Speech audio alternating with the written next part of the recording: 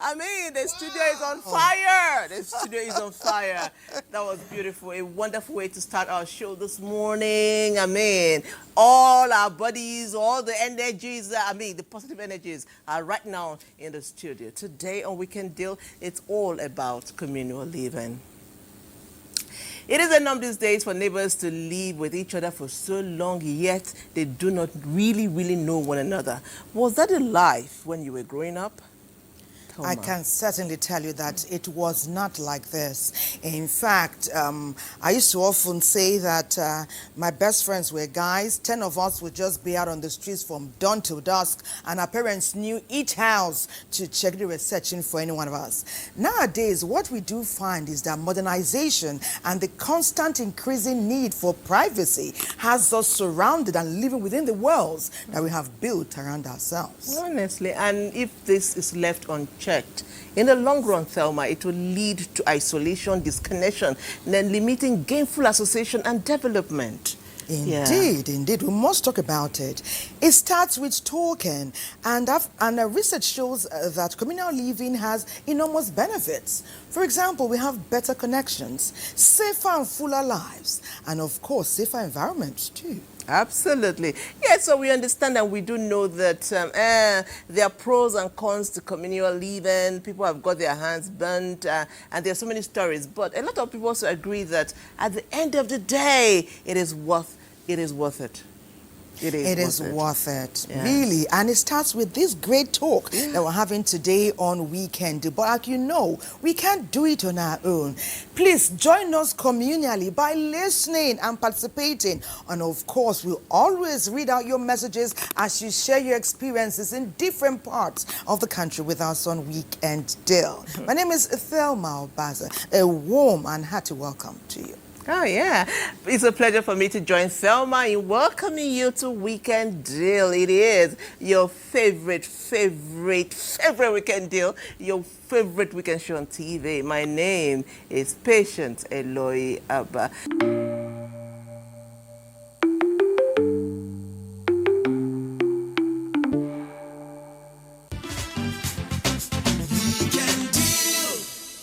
It's Weekend Deal, and we're talking about you. How are you living? We talked about building high walls that have created a gap in communication between and sometimes even within families. But today on Weekend Deal, with your support, we want to talk about it. That's why NTA Abuja is exploring what researchers say is a benefit and a plus because it creates safer and fuller lives. NTA Abuja, please take it from here. Neighborhood interaction in traditional African society holds a significant place in the fabric of communal living. With modernization setting in, communal living gradually fades away. Modernization is a double-edged sword, transforming societies across the globe.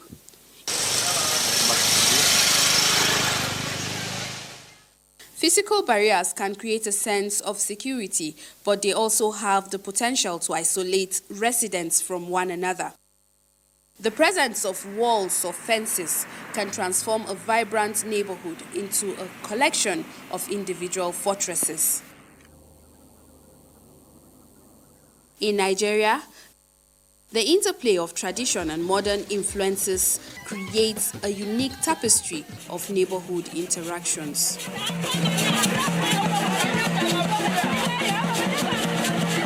Communal living has a cornerstone of Nigeria's culture, particularly in rural areas.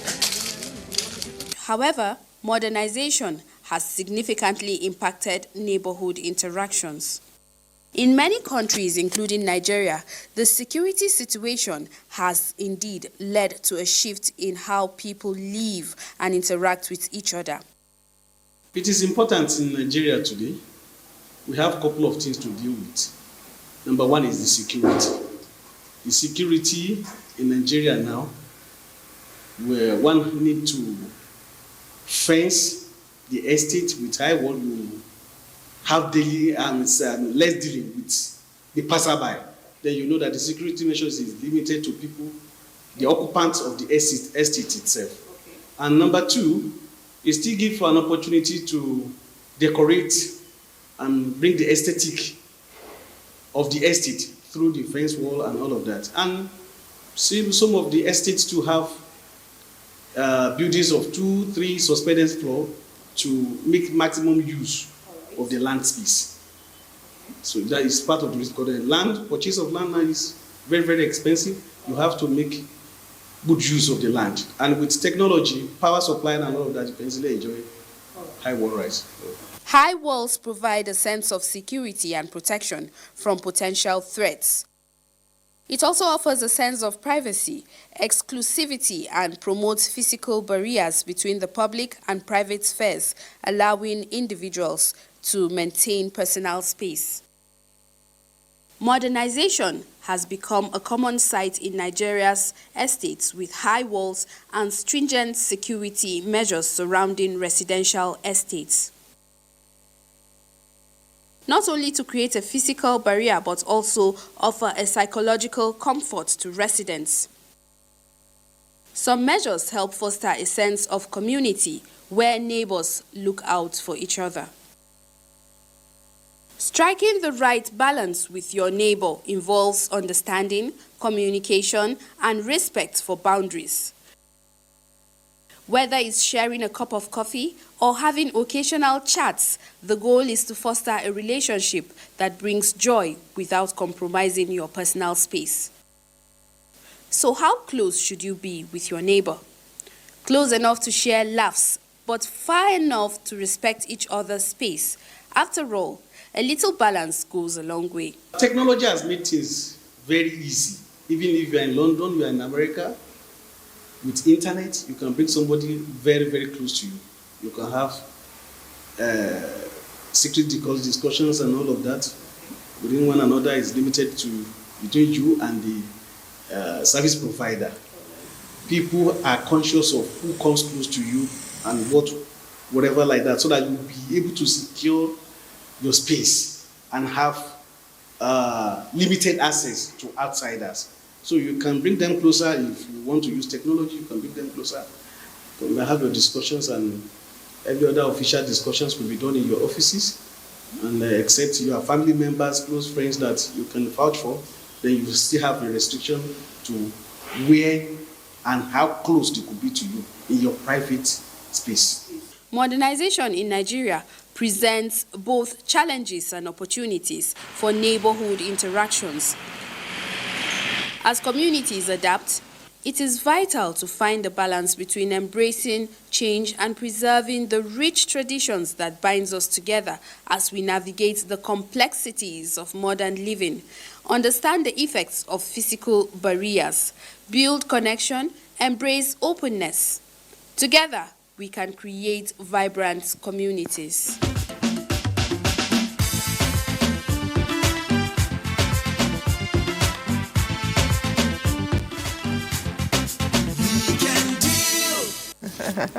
It is Weekend Deal, your favorite show on TV. It is time for us to get into the meaty matter.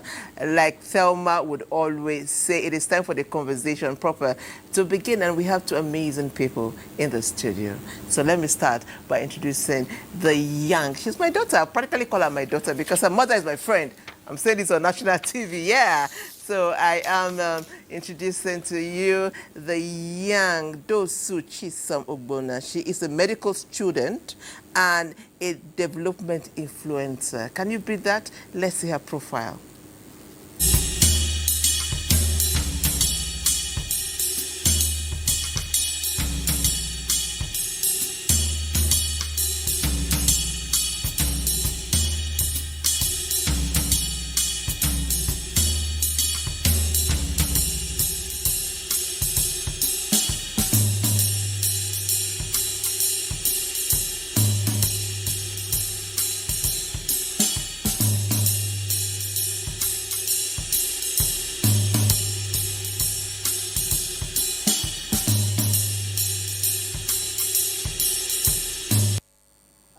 Well, it gives us great pleasure to welcome you to Weekend Deal today as we talk about communal living. Dosu Chisam Ogbonna. Nice to have you with us today. Thank you. Patience's daughter. Yes, so my baby.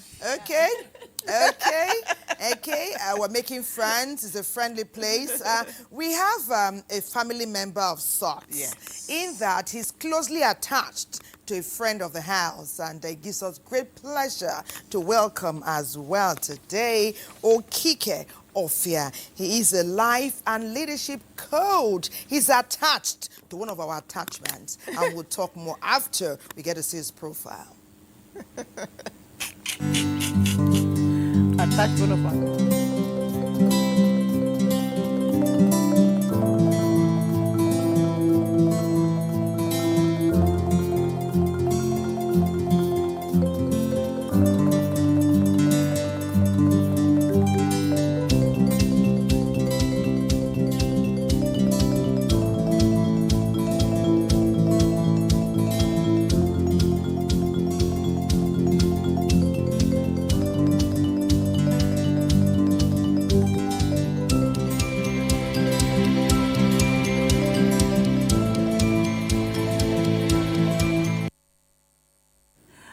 Welcome back. Our conversation is about to begin, but before we start our conversation proper, we would go to NTA knowledge. You know how we say that communal living fosters a sense of community. Strong relationships are built by communal living, and then a whole lot happens, social connections and all. Now, what happens when there are high gates and high walls, gated communities like we have them today? What happens to these positive attributes I just mentioned? NTA knowledge will tell us. The phenomenon of gated estates and high wall fences in Nigeria is largely driven by the desire for security and safety. Many Nigerians seek refuge in gated communities, which are perceived to offer a safer and more secure environment. Right from the days of our forefathers, Africans live in a communal society where buildings, structures, houses, shelters are fenced. This fencing is important. Gated walls are important. Today we call them estates. It's important because it fosters unity, it fosters love. It's also important to curb crime and criminal activities and any forms of criminality. If you have your building or your structure and you just leave it open, it's prone to attack. Your children, your belongings, your property are prone to attack. Intrusions could happen. Intruders could invade your community, your estate, if you don't have a gated fence. We have criminals everywhere. Then we have influx of people from some parts of the country as a result of climate change, desertation, and drought that move to other societies. So if you allow them to come to your village or to your society, and behold, everywhere is open. It's not fenced, it's not gated. Of course, you're inviting criminals into your domain. And when you have a plot of land, or you have land or an estate, balkanization of that land, which is fencing, is the first thing we use. Even if you go to where you collect your RO4 or CO4, of course, the square meter of your land, of your estate is there, measured. And as soon as it's done, for a crisis not to happen or, argument, rift between you and creating a rancorous situation between you and your neighbors, you have to put your fence. You have to get it gated. When you have a property, the first thing you do is to create a barrier, is to create a fence, is to make it gated. Even if you're not going to park in or build it or live in there or therein, you still have to create a wall in that, on that property to make sure that, yes, this thing belongs to you. We can use that to identify who owns what and who doesn't own what. So we cannot take away or underestimate or overemphasize the essence of fencing or creating the barriers, or walls in our estate. In any society we find ourselves, either old or modern, walls are important. A home should be a haven, not a worry. Choose the haven. Very, very interesting. We would say, yes, we raise those walls because we want to curb any negative actions. But are we raising them too high, physically, mentally, socially, emotionally, and even psychologically? Well, that's the question our guests will be nourishing our discourse with more information today. We've already welcomed them. You didn't get to meet Okeke. Well, he's here. And also you saw a beautiful influencer much earlier. So let's set the ball rolling. Okay. Mr. Ofia, are our walls too high in these days? Are they higher than they were in the past? Thank you very much. Certainly. Certainly. In the past, there were no walls. I didn't grow up in the village, but my parents always took me back to the village. I would go to be with my grandma. Sometimes you go too early before she has made her fire. And she will give you a wooden board to go to the neighbors to get live coals. Yeah. So she could start her fire. Beautiful. When you go to that neighbor, you don't come back just with live coal. You probably will come back with a bowl of soup or corn or whatever she has made. for you to start while grandma makes her fire. But these days, if I knock on your door, I probably will need SSS clearance to gain access. And even when I gain access, and I tell you I have a flat tire, I want to borrow your jack, it would look as if I'm asking for your NIN number.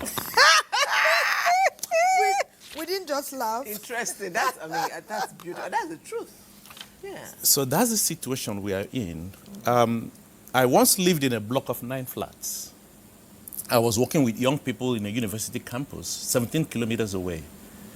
One day it dawned on me that I knew more students 17 kilometers away than I knew my neighbors. I didn't know my neighbors on the same block of flats. Interesting.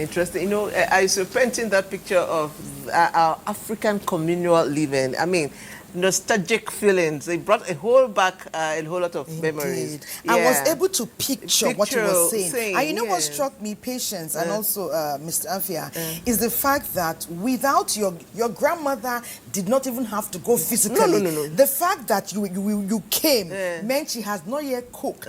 And her hospitable nature, that's her neighbor now, knows that let me set the ball rolling with my token. That means your grandmother too has done it for the neighbor in the past. You know, I read somewhere and said the African sense of communal living is strong. It goes deeply to the root. That's who we are as Africans, you know. In those days, let me tell you a story. If your friend's mother on the same line catches you doing wrong thing, they will beat you, bah? Your mom will join and beat you. It's like once your neighbor declares you guilty, you are guilty. What you did is done. So now you're a young person growing up. Yes. What does communal living mean to you? Firstly, communal living to me would be more about interdependence and fostering relationships. Okay. I feel like the backbone of communal living is relationship. If his grandmother did not have a relationship with the neighbor, there would be no place, no avenue for that coal to reach their house. Do you understand? And there would be no bowl of soup. Do you understand? So fostering quality relationship is the backbone of communal living. Okay. And I feel like in this day and age, there's not enough avenue for young people to actually interact physically. Everything is online. Everything is social media. We are missing that fundamental physical interaction that is the baseline of human nature. Okay. Yeah. So well there's said. a point you made Yes. about communal living being at the roots of who we are. Yes. It's part of our identity. Yes. Talking about identity. That's one key ingredient in nation building, nurturing our oneness, the ties that hold us together. The ties that bind. Right. Yeah. We're talking about the impact of modernization. Modernization is simply acquiring new ways of living. It could be ideologies, it could be technology. She's alluded to technology. And one of the things that it's breaking down is the thing that puts us together. True. I was talking to a group of young people. I was making a presentation of my book, and I began to talk about networking, the value of networking in the workplace, in the community. And this young girl looked at me. I said, "Excuse me, sir, my network is online. When I want to cry, I simply go online and share, what do you call that? DM, is it No, just share a crying face. Emoji. And then you cried. Just share that, and all the people online will cry with her. So that's where we are. Yes, so those things that hold us together, they've broken. They are eroding. That's one. The other thing is that the twin was giving a background, and he talked a lot about insecurity. Well, in the process of modernization, we have adopted philosophies and ways that promote self, that increase the social disparity, the economic disparity in society, and what that produces is insecurity. Right, so you become insecure, and once you are insecure, the first thing you want to do is to protect yourself. Absolutely. So you raise a wall. If the wall is not high enough, you get 2 guard dogs, You know, you install cameras, Yes. you put an electric fan CCTVs, everything. all around it, because we want to protect itself. Okay. That's not about togetherness. It is true that sometimes our verbiage promotes a narrative that makes us comfortable. Because at the end of the day, if we're not comfortable, we cannot celebrate each other.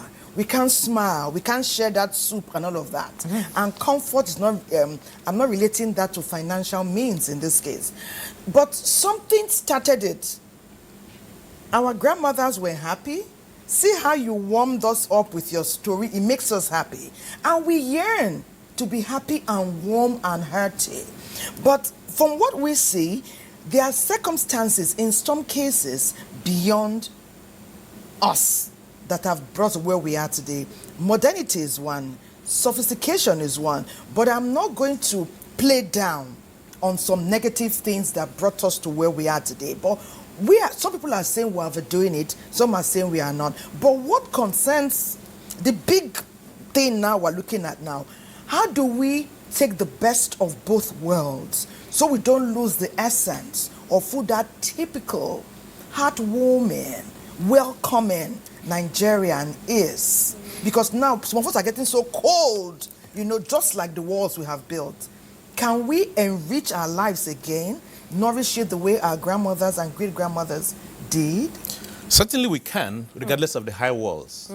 I told you when I lived in a block of 9 flats and I didn't know my neighbors. It shook me. And I had to do something. I had to go door to door knocking. Wow.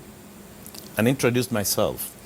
I've lived in Abuja for 13 years. I've moved house once. When I moved house and got into the neighborhood, I took a tour of the neighborhood. I went door to door with my wife. You know her. I had her make some cookies. We would knock on the door and say, hi, we are new neighbors. We just moved in here. Beautiful. And we shared our cookies. And lots have happened. I've gotten to know who my neighbors are. One of them is a gentleman from Adamawa State, and he often travels to Maiduguri. When I call Waziri, and he said, I said, okay, when you go to Maiduguri, don't come back without buying, what's it? Kilishi? No. You know, the grasshoppers. Bushmeat. Grasshoppers. Wow. You know, farah, that's what it's called in Hausa, farah. Now, I don't ask him to bring farah because I lack meat to eat. Yes. I ask him to bring farah because it does something. It connects us. And he comes, he'll bring farah and share with me. Right. There are neighborhood associations that have been formed. Many of us don't get involved. Yes. What we do in our own neighborhood association, my wife and I, at least twice, we've organized breakfasts. We cook breakfast in the morning, ask a few neighbors to, and we announce it on the platform, and our neighbors gather in front of our house and we share breakfast. Beautiful. That is today. We still have high walls that have barbed wires. There are CCTV cameras, but we are connecting through the neighborhood association. I've gotten to know, lots of people in my neighborhood. Nice. So yes, we can get the two of both worlds. Yes. You can be safe, but you can connect with your neighbors. I mean, it's so beautiful to just hear you talk about scaling the walls, not physically, but socially. Yeah, the walls might still exist, but you can scale these walls socially. Reaching out to your neighbors, I think that is amazing and beautiful and very modern, if you ask me. Come out and have some breakfast with me. That's very modern. We should all adopt that. Now, as a young person, how do you get your own sense of communal living? Because these days, our mothers, I know my friend, I'm like that too. We hide our kids. We protect our children. Yeah. In those days, we played outside. I can't remember my children. What are you doing outside? The only person that plays with my children is Elizabeth Agbai. Because she's my neighbor, she calls my children her classmates. So Elizabeth will play with them. Apart from her, nobody plays with my kids. I can't even, I'm afraid. So as a young person, how do you feel that we are caging you people the way we are? I am guilty too. I am guilty. Yeah. So how do you feel? Firstly, as a young person in this day and age, you know, we don't necessarily have the resources yet to go door to door, like he has said, or to like conduct breakfast or, you know, interact in that way. But one of the ways that we can actually bridge this gap is through clubs, societies, through ways that we can connect physically. So as a young person like myself who has started a network for young girls, the main objective for me was so that we can come into a place, have critical conversations and build relationships. You know, as a young person, everything is online, everything is social. It's easy to digest anything you see online. But you see these critical relationships where we are integrated, where we have space and time to actually talk about the deep things. Those are the necessary conversations. An incident happened in my estate. There was a fire. And you know, the family could not escape from their apartment because they live in a story building. So they could not escape. So it was very difficult and it was very frantic and everything. At the end of the day, the people who came to their rescue were not people online. Wow. They were the neighbors. Do you understand? People who came with their buckets, with Omo, with fire extinguishers. Those are the physical relationships that we need to be building.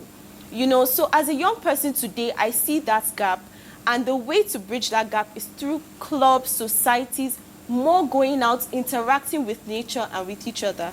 Okay. So to me, that is it. You know, that's heartwarming. Wow. That's amazing. Wow. Well, you know, I like what you're saying, and I hope that as the young ladies meet, you know, your friendships, you know, it can also connect your parents. Yes. Because your parents want to know who you are spending time with. And it will also help us. And it helps we cannot also breach that these are quality relationships. These are not relationships that will lead you astray. No. These are not relationships that will lead you into trouble. These are relationships that will increase your social network and give you more opportunities. You know, as youth, it is important that we organize such events so we can connect fundamentally for the future. Good one. Yeah. And good thing you are leaders of tomorrow, so it's a good one. Yes. Not all meetings are positive in nature, but it's great to know that's where the parents too have done the fundamental work. Yeah. They've put some values in you that makes you know the kind of people. You didn't just go and invite everybody you saw on the streets. Yeah. You know the kind of people you have moved with from time, and you know where both of you all of you can galvanize and enrich each other's lives. Yeah. Well, I'm learning. You know, life is always a learning curve. We can't say we know everything. No, not at all. Well, I'm told to go to Uyo. Uyo is itching to come on board. They are so excited by what we've been learning today on Weekend Deal, talking about communal living, and that's why they want to emphasize and reiterate the need to know your neighbor. Do you know your neighbor? NTA Uyo, please show us how. A neighbor is generally someone who lives nearby, often in the same street or neighborhood, and could be someone we interact with regularly. My neighbor is someone who I can reach out to when I'm in need, my go-to person, someone I can confide in whenever I have issues, someone who can be there for me in my good times, someone who can be there for me in my bad times. The person that sits next to you in your place of work is your neighbor. While you're going home, you enter a cab. The person you sit next to in the cab is your neighbor. While we're in church, the person that sits next to your left and to your right is your neighbor. Everybody you come in contact with on a daily basis, they are your neighbors. My neighbor is the next person close to me. We tend to share our joys and sorrows if we have a good bonding with our neighbors, and they are the first points of contact in case of an emergency. But how well do you know your neighbor? Who he is, where he is from, what he does, and of course the things he is capable of doing. Those are the things that should form the basics as to how much I should know my neighbor. On a shallow basis, not really that deep, but the love is there, the kindness is there, the unity is there, but I don't dig into their personal lives. Knowing your neighbor offers numerous benefits, including enhanced safety, a stronger sense of community, practical support, easy access to information, and even improved mental and physical well-being. Something happened one night. We were fast asleep. I think some were around 1 a.m. We heard my neighbor was groaning, and his groan became too loud that it drew the attention of other neighbors, myself inclusive. We went out and found out he had, I think, either appendicitis or hernia, and it was hurting him so badly that we had to rush him to the hospital. But for the timely intervention of myself and the other neighbors, we would have lost that young man. But there was this particular day that I think 3 to 4 kids were there, and they stayed till up to like 6 p.m. and nobody, their parents didn't come to pick them. There was this lady that stays close by that had to pick, that took the children in and had to buy snacks for the children to eat because they were very hungry and they were very tired. My neighbor has a pregnant wife who was, really heavy and about to put to bed, but due to the nature of his job, he had to, stay off the family. So since I was around and I had to make myself available, to, assist the wife and then take her to the hospital, make sure that I made all the things that they require for the delivery available for her. Though residents of local communities seem to know more about their neighbors than those living in city centers, experts are of the view that it is important to know our neighbors for security reasons. It costs nothing to know your neighbors. Paying attention to what happens around your neighborhood might just be the turning point or the breakthrough you need to excel. Be vigilant.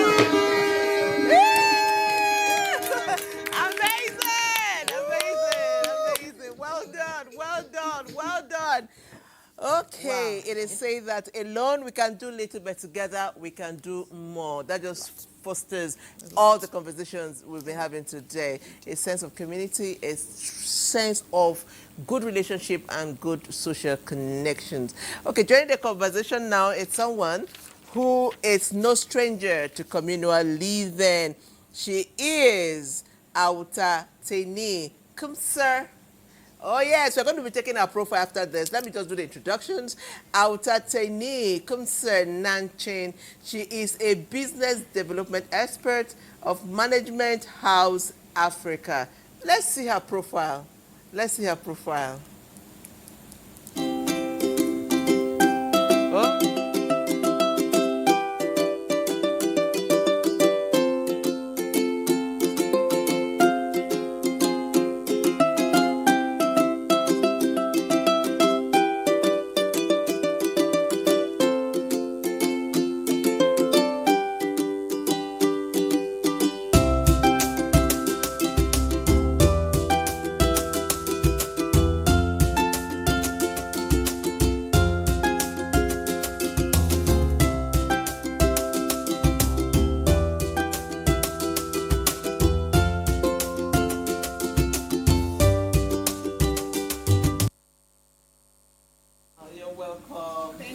Welcome to Weekend Deal. And when the producer was introducing her, she said her name from the acronym is NTA. So NTA, welcome to NTA. My pleasure being here. Nice to have you. Okay, we've been hearing we've been hearing the sound of his instrument. We've been hearing their talent. Been dancing. We have been energized by their skill. Let's raise it. Let's take it a notch higher by formally introducing to you Kenneth, the saxophonist. On point. The game is on. His profile is next.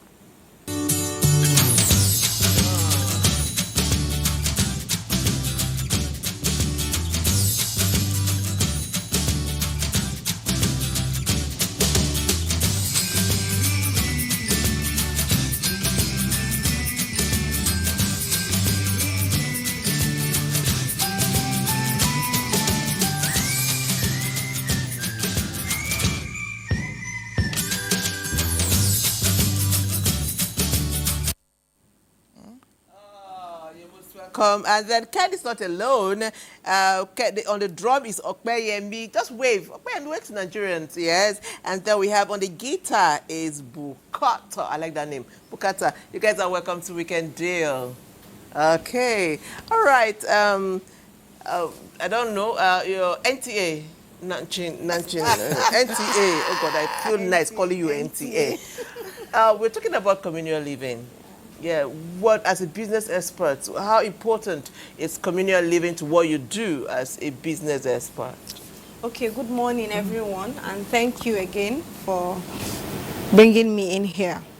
You know, what I do at my job has to do with people. Without people, you cannot develop your business. You cannot even grow your business, talk more of developing it. Now, when you have people around you, it aids you to go a step further to whatever it is that you're doing. Now, bringing it back to communal living, how we live together, how we work together. I heard someone saying your colleague at work is your neighbor. Yes. When you enter a bus or a taxi, the person who you are with in there is your neighbor. Now, these are the ways I can develop my business. If I go in a bus with you or in a car with you, I try as much as, what is your name? What do you do for a living? And then I introduce myself and I introduce my business and what I do at my job. So if I don't talk to you, how can I develop my business? So it begins first of all with communication, talking to the next person close to you. Amazing. Okay, that's quite interesting because when you're in a vehicle at work, physically we're seeing ourselves. Something tells me we can't help but exchange something. We're seeing each other. But we do know that we've broken down the psychological or the social wall. Sometimes they are physical walls. And sometimes the quality of the people matter. I know that there are times when you can talk to 10 people and you find there's nothing to take home from it, but it's still good. It's an exercise. You are getting more versatile at it. But my question is for our dear Chisom now. Earlier you talked about getting people together. We do know that I know you are not a life coach per se, but you know that sometimes, as much as we do our best to bring everyone on a level playing field, there are people who cannot be there, who have something to give, who have good ideas and the best of intentions, but somehow they keep falling through the cracks. Are you looking at something wider than what you're doing now? When all the nice, upward-looking people have come together, what is the next step?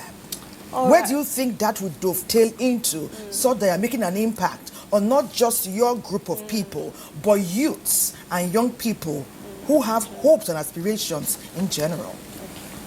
As a young person who has organized a network of girls and who understands how fundamental development is, my own personal vendetta is to give back to the community. I have been to the slums. I have been to the less privileged areas. I know exactly what they do not have and what they need. And one of these things is a good outlet so that they can express themselves.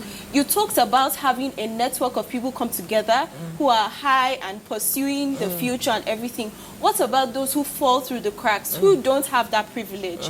You understand? So as a young person who is very, very much passionate about giving back to community, one of the things that I know personally will help is through initiatives that go back to the community.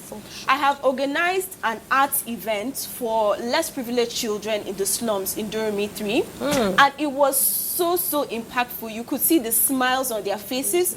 People who have never seen paint brushes before, they have never seen using paints before, and these young kids are just there gathered together under the tree making beautiful artwork. Beautiful. You understand? During that time, we made piggy banks so that they could store their money, save their money. Nice. It was such a wonderful experience. Those are ways that we can give back to the community. Do you understand? Okay. So as we build this social network, we don't forget where we come from, the bedrock of our society, which is the community. Yeah. Okay, so I'm going to ask you a question. I mean, you're just, I don't know, I told your mother, my friend, to take her flowers. I mean, you're this way because somebody did something nice in your life, and I'm proud to be your co-mom. You know, when a child is good, everybody claims to be their mother. So right now, I'm a co-mom. Oh, yeah, baby. Not that success like success. Success that attracts everybody. Failure is an orphan. Okay, I want to ask you something. During our time in the university, I know you're in the university, so that's why I'm asking this question. We used to have where we're together. Babe, give me this, give me that. We collected things from each other. Is it still the same way in the university, or these days you guys are just, you know, on your own? Our time was so beautiful. We will just do things together. Is it still the same way in the university? I'm curious. I want to know. You know, it might have changed and evolved over time, but nothing beats community. Nothing beats community. There is still that sense of integration, even in the university. It has just kind of evolved per se. You know, as a student myself, I know how much I need my colleagues, how much we share notes, encouragements between each other. There is still that sense of integration. It is just more modernized. Now we do these things online. Now we share encouragement, maybe more online and everything.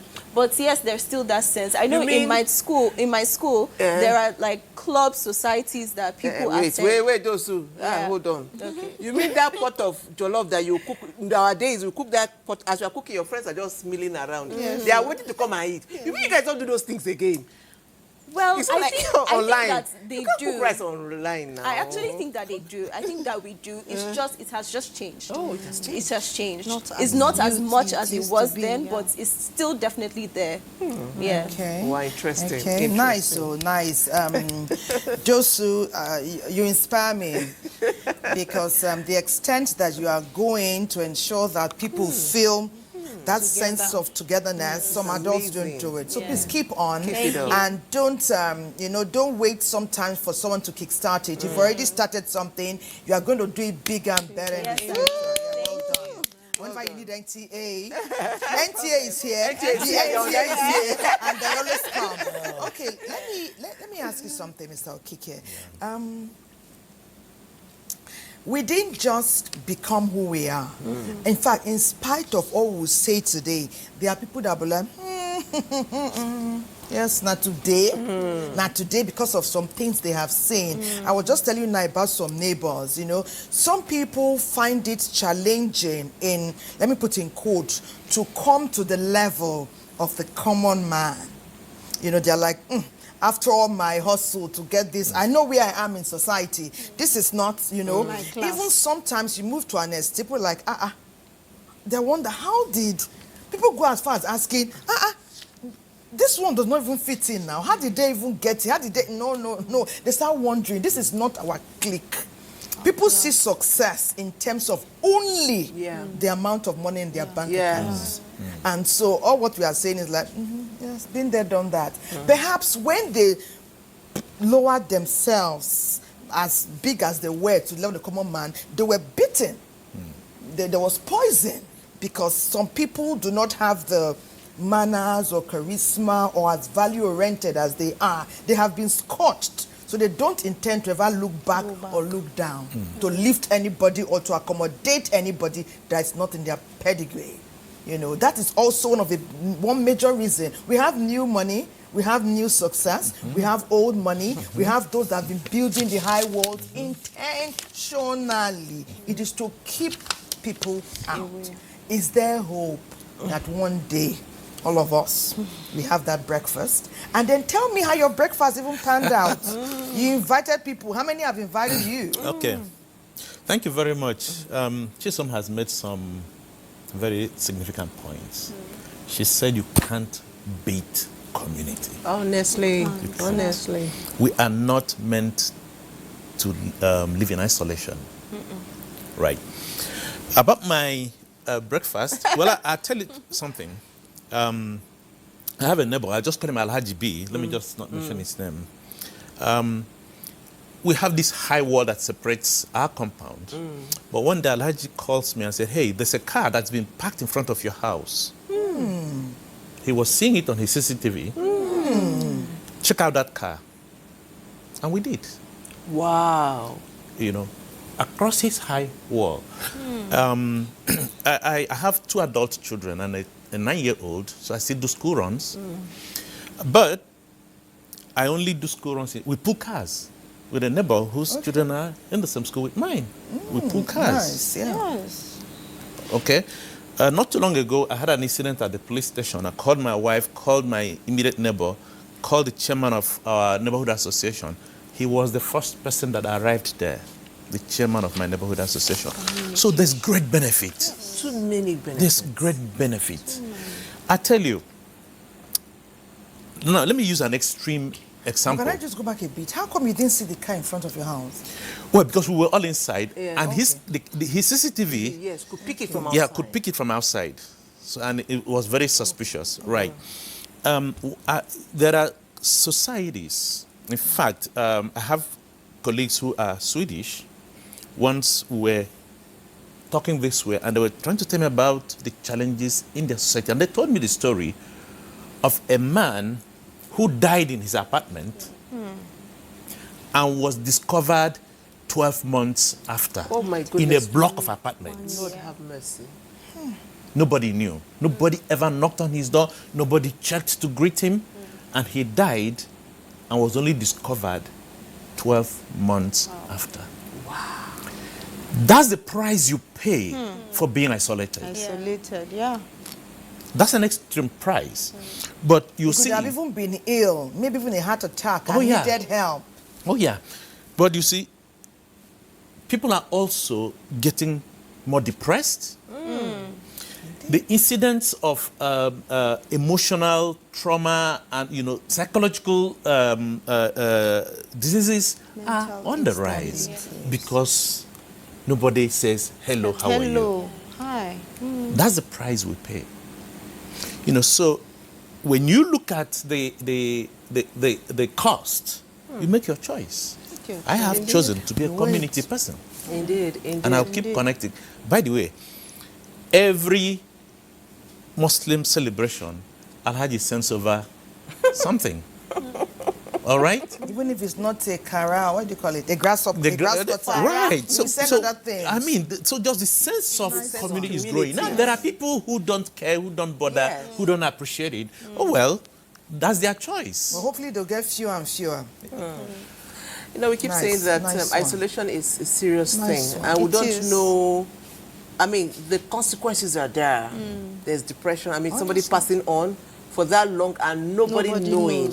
So we must continue to foster a sense of community and reach out to our neighbors, because no matter how high and mighty you are, when there's a call for help, it's your neighbor that will rush there, not your pedigree person that is in Betama in somewhere.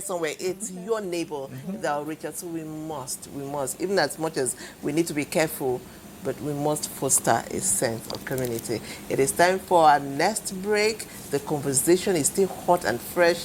Please don't go away.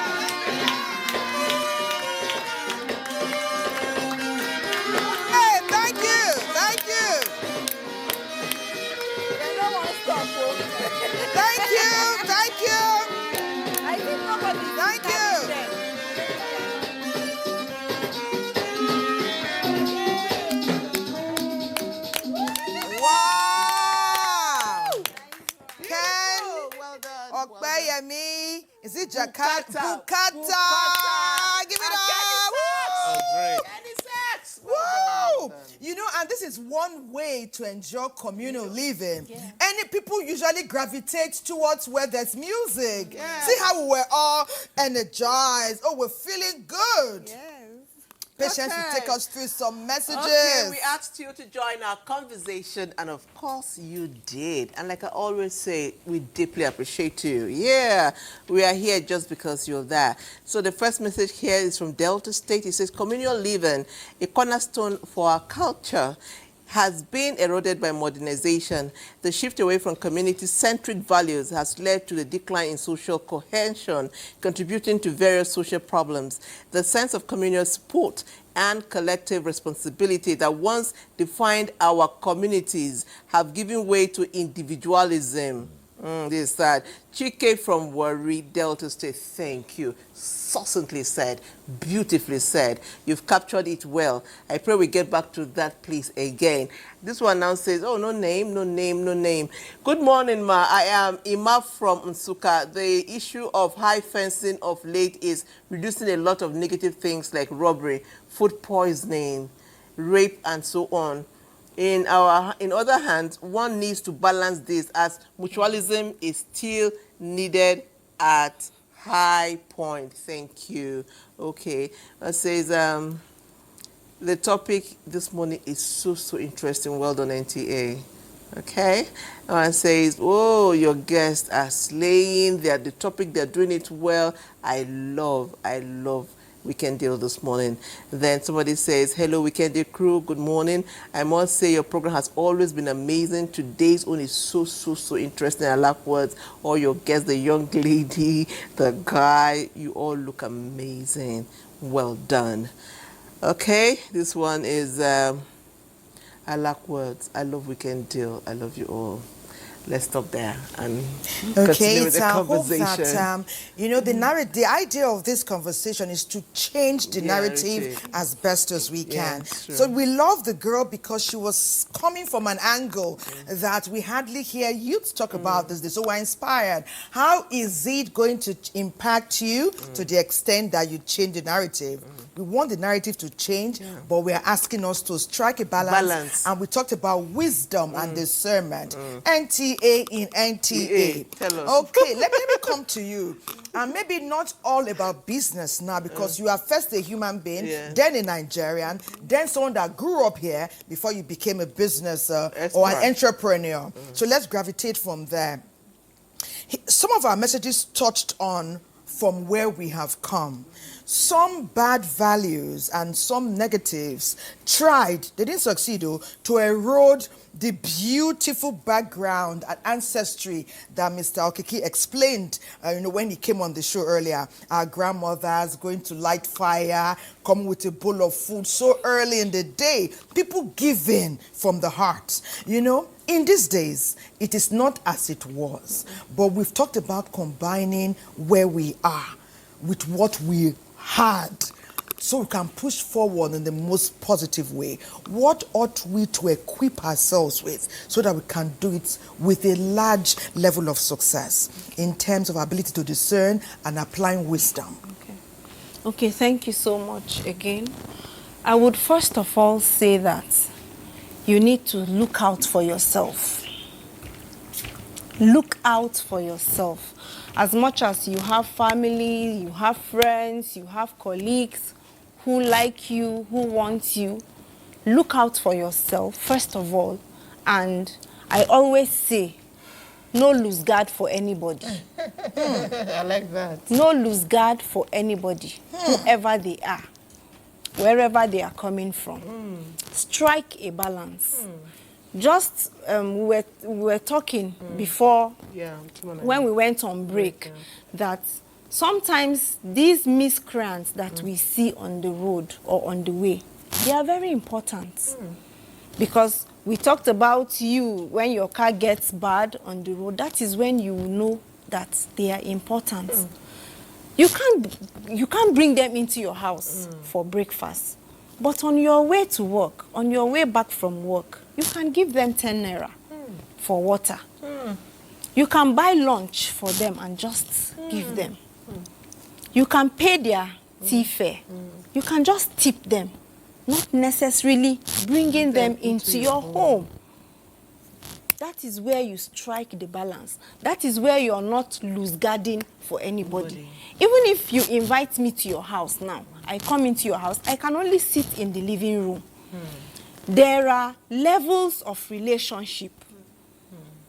So you have to follow that pattern or follow that process. You don't just bring in somebody to your house and then, boom, to your bedroom or boom, to your kitchen. Absolutely. Discernment, wisdom. Of who they are.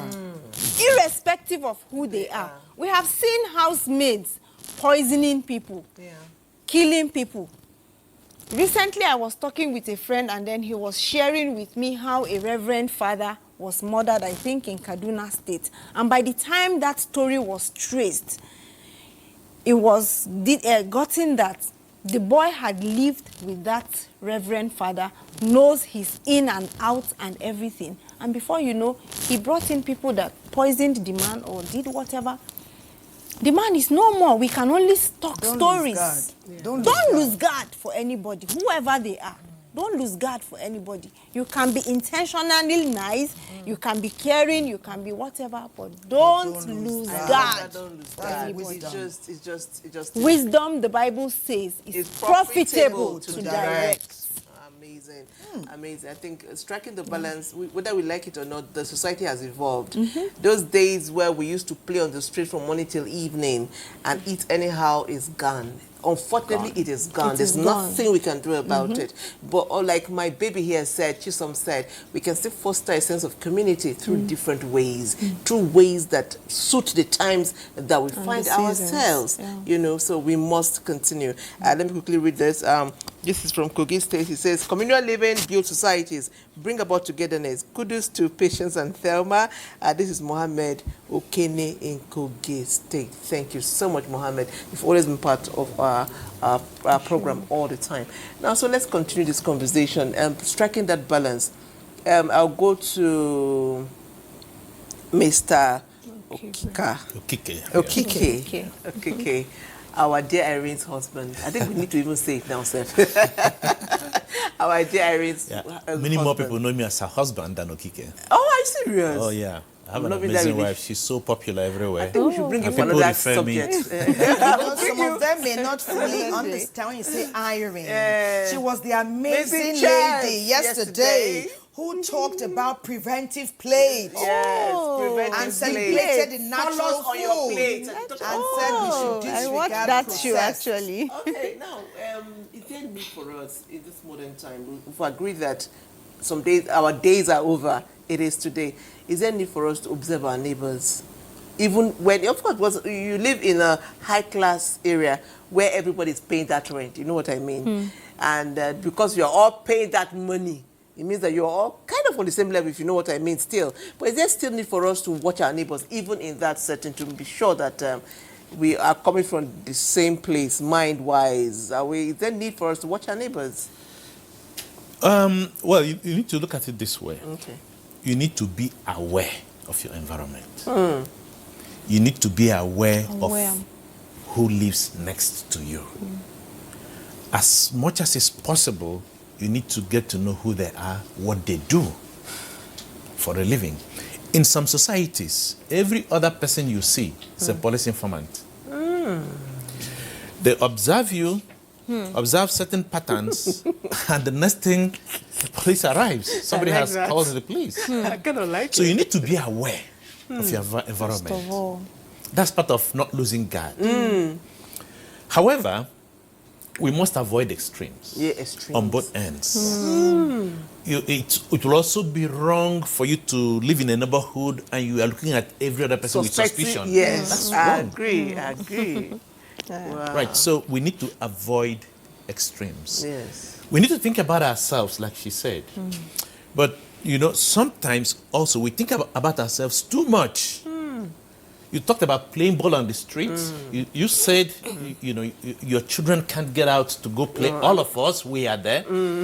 But I have had experiences that has made me come to the place where I say, whatever happens, my children have to be streetwise. Oh, exactly. Sometimes we are so protective. I'm so fearful. My wife is the one who will send my kids, go do this. I'm the, and I'm wondering, are you sure you should let them go? Our children must be streetwise. I lived in Port Harcourt when a girl was knocked down, 12-year-old girl was knocked down by a vehicle. She had never gone anywhere by herself. A driver always took her, driver to school, a driver to this. The first day she stepped out on the street, she didn't know how to cross the roads. Oh, Lord. And she was knocked down by a vehicle. Oh, Lord. Oh, Lord. That's an extreme Yes. self-preservation. True, I agree. When my daughter, when she finished her junior secondary school, my wife took her out to a bakery, bought bread, and said, take a bus home. She refused to go. She couldn't go. I said, no way. I mean, what am I raising? I had to make an arrangement for her after JS3 to go do internship at a business. And I had to take her to the place, showed her how to take the bus to the place. After a few days, they sent her with someone to the bank to go and do banking. She began to learn banking. So we have to, raise our children to be streetwise. It does not matter how high your walls are. They aren't going to remain in those walls forever. Someday they're going to step out on the street and have to know the skills. Let me use an example. Watch the Fulani kids who drive cattle. Some of them are 10 years old. Yes. And you see them with a head of 15, 20. How are they able to control those animals? Yes. Those kids are so wise. Sometimes they leave them on the road for us to control them. They are the ones that come to our cars But they and always, help them. they always take the cows home. Yes. That's They okay. always take the cows home. Yes. So those young boys, now that's not that to say that I'm encouraging it, Yes, but there is something being on the street does It's to a them. lesson. It's a lesson. And we must not deny our children that because we want to preserve them. That great experience, even abroad, we know the Obamas, Warren Buffett, the billionaires, their children start doing internship from when they are 14, 15. They have vacation jobs. In fact, I read somewhere that one of the richest men in the world, Elon Musk and somebody else said their children don't fly, they can fly business. The children fly economy. They have to appreciate life. Know that this money you are living amidst is my earnings. Even I read that Bill Gates recently said that his kids are not inheriting his billions, that he trained them so they will not need this. What you said, a lot of us are guilty. I mean, we're not going to sit here and pretend that we're not guilty. But sometimes, as parents, we get traumatized. Growing up, we never heard of missing children. Every day you open your Facebook and this child is missing. He left home at 12 and we've not seen him for 4 days. And then, as parents, we are traumatized. Indeed. As a matter of fact, somebody I grew up with, she's my senior, her son, who is 19 years old, they're still looking for him. Yeah. Every day, fine boy, was living somewhere in Lagos, and then they're still looking for him. So when you hear these stories, as parents, we are all traumatized, and you're looking at your children and you're scared. So I don't know how we'll get a place of healing. I say healing because we're traumatized. Yeah, it has not happened to you yet, because it has happened to so many people. And on social media, they are looking for adult men.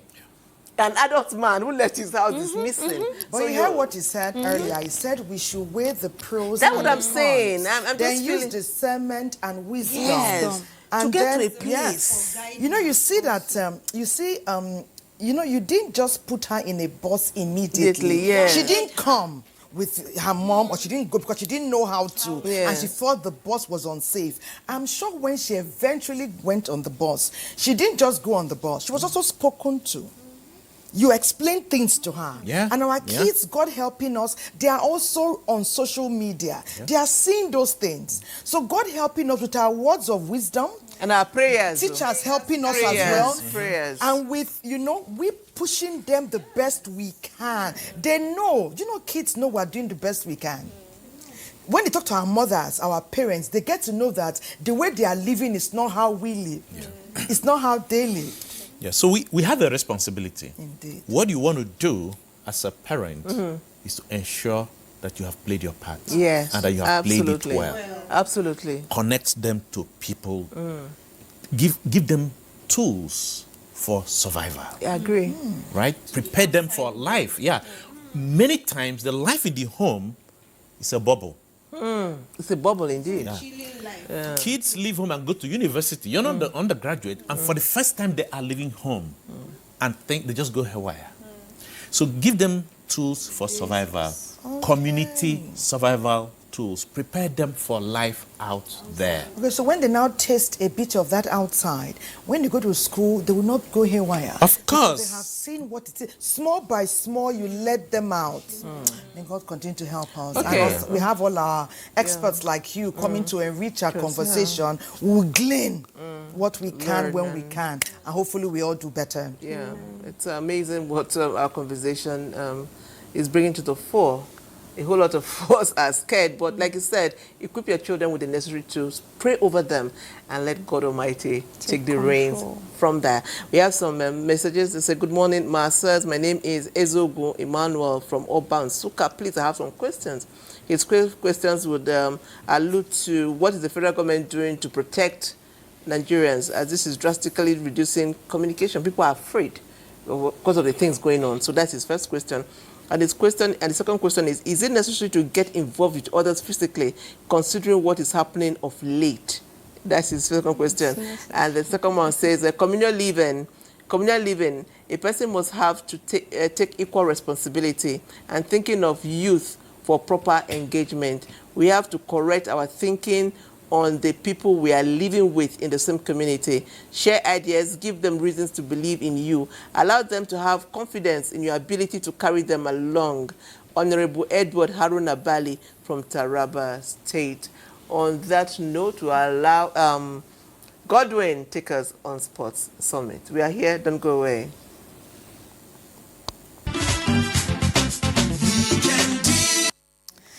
Many thanks, Godwin. When you see Godwin and Sports Summit, you do know that we are at the peak of our program. And on a sad note, my friend here, Mr. Ayofred, reminded us earlier about the demise of one of Nigeria's finest in terms of coaching football. Yesterday, Nigeria lost an icon, a football giant, in the person of Christian Chukwu. He passed on at 74, and he leaves behind a nation who admired him and held him in very high esteem. We pray God to grant his family and indeed all Nigerians the fortitude to bear the irreplaceable loss. And of course, it's because he lived communally. That's why he's so loved and revered. So it further drives home our point today about how we need to strike a balance and up our game when necessary. Let me go to NTA in NTA. Thank you. It's been great listening to you. You're calm, your demure self. We're wrapping up our conversations. What are your final words? Share with Nigeria, the continent, and indeed the world. Thank you again. My final words will be that we can still have communal living peacefully. I remember growing up in Sokoto State. While growing up, I think I was about 10 then, my mom carried me or took me to the Sokoto Central Market. She showed me, this is my customer if you want to buy oil, this is my customer if you want to buy Maggi, this is my customer if you want to buy tomato. She took me around Sokoto Market. And for me, that was the beginning of a kind of a new phase in my life. I was just 10, I remember vividly. And from that day, my mom never went to the market herself. Really? Yes. From Arkilla, if you know Sokoto very well, those of you listening to me, from Arkilla, I would go to Nasarawa, I would trek to Nasarawa, take the bus, I think it was about 20 naira or 50 naira then, go to the market with my small basket, go around all of these customers my mother had showed me, buy my things, and the small me, go take the bus and get home, safe and sound. Nobody kidnapped me, nobody was looking for me, because we were living peacefully. We may not go back to that place, but it's a process when if you are intentional about it. And I pray and hope that in our country things will get better. Amen. Thank you so much. Thank you, NTA. Thank you very much. Okay. Darling daughter of Patience and her biological mother. Our sweet angel. Please add your voice as we wrap up our conversation. All right. My final word of encouragement would be, as a young person, never lose hope. Understand that you have a community. No one is an island. You know, everyone can come into a community and thrive as long as you have the right intentions. And that is exactly what the network that I founded does, Christian Girls Circle. The whole point is to bring together like-minded girls so that they can build valuable relationships. So as a young person, I want to encourage you today. I want you to take up hope that you are not alone. If you feel isolated, depressed, if you feel like no one cares, there is a community for you somewhere. Take that leap of faith. Yeah, that's my charge to you. Chisom, thank you so much. Even we adults, we need a community like this. We need it. Where we can come and nestle and talk and share. Wow. Yes. You've inspired us. So, Patience, I better start the community. Now Mr. Okike wraps up. Okay. All right. Okay. Yeah, my last message is this. Live in community, but choose your friends wisely. You can live behind those high walls, but keep your heart open to people. There were some books here, weren't there? Grow your network. Okay. Yes, Yeah, and that brings me to the subject of this book. I published this book just when I turned 60 on my 60th birthday. Dream, aspire, and achieve beyond limits. It's simply saying there are no barriers too high to cross. There are no obstacles that you cannot surmount to accomplish your dreams. Now, one of the sections talks about networking. He talked about networking, growing your networks, the value of networks. And that's so crucial, both in your personal development journey and your life in community.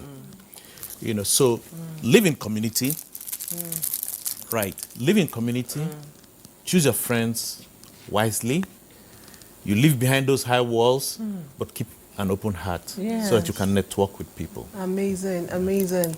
I can't say it more again. They say the value of a community, if you're going to measure the value of the community, is accurately measured by the compassion of the people living in that community.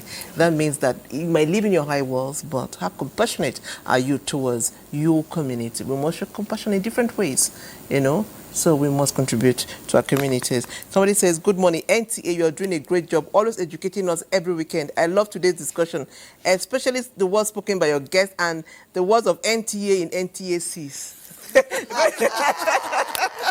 Thank you. Because she took us home to, you know, to her young age. At 10, how she was doing her shopping and all, because your mom made the journey easy or made it easier for you. For me. I'm sure at first you experienced a little bit of confusion, Yes. but within a short while you were fine. Okay. There were some questions. some viewer asked. One viewer asked questions. Okay. He talked Well, about the first what is question would be for the government federal government, and he says, what is the federal government doing on curtailing the killings and things happening in Nigeria, you know? And the second one says, is it necessary to get involved with others physically, you know? Okay, and so many questions, but some of the questions actually, they are high-powered questions. I like to talk about connecting with your neighbors physically. Okay, physically, okay. Remember the story she told? Yes. There was a fire in her estate. Yes.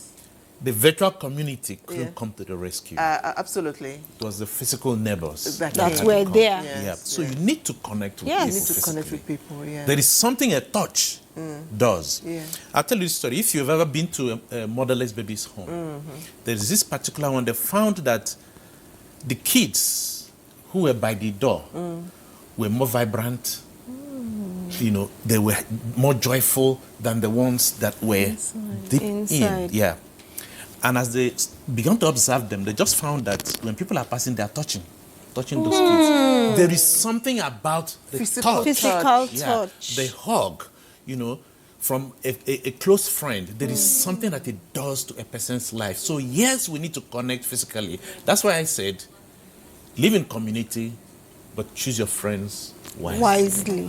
I'd like to add to that, briefly. I think at the end of the day, every man is a common man. Every man is a common man. No matter your social background, no matter your pedigree, everyone is a common man. At the end of the day, on your deathbed, at the beginning of life, every man is the same. You understand? So you cannot take away that biological factor from a human being. Yeah. Amazing. Yeah. That's why I'm going to be a doctor. Let's treat everybody with dignity. With dignity. Treat people how you want to be Mutual treated, respect. irrespective of their status. Yes.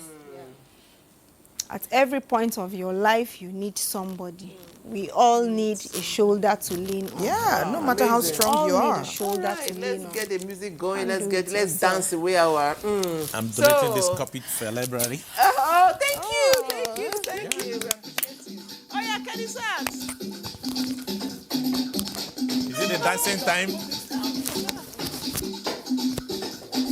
The mic is going off. Oh.